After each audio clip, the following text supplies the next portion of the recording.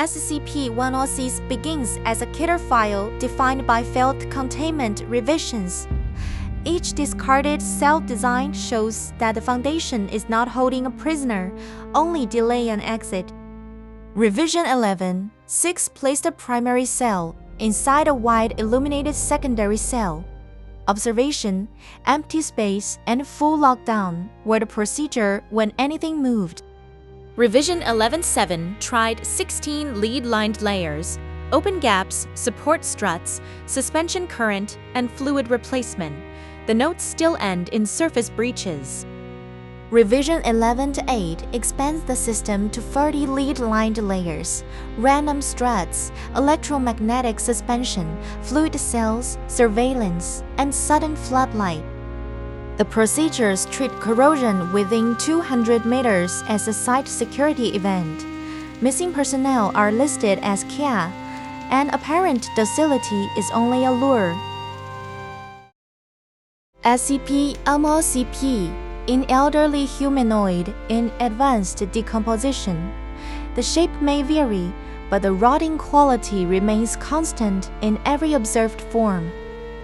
It is not exceptionally fast, but it can stay motionless for days, climb vertical surfaces, and remain suspended upside down while waiting for prey.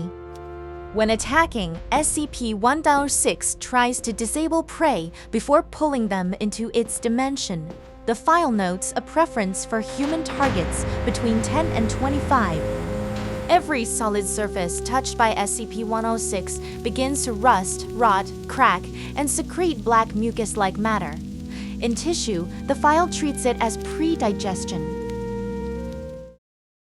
SCP-106 pass into solid matter, leaving a broad corrosive patch, then reappear from another connected surface such as a wall or ceiling.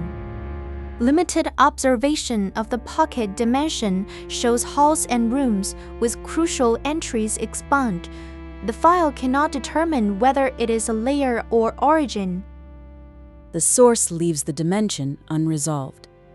It may be a created layer, a route through solid matter, or something tied to SCP-106 itself. Because SCP-106 is exceedingly difficult to contain, the file requires review every 3 months or after breaches. Restraints fail and damage has no effect. Long dormancy can last up to 3 months, but the notes identify it as a lulling tactic before sudden agitation, abduction, and sight damage. The file states that SCP-116 hunts from desire, not hunger.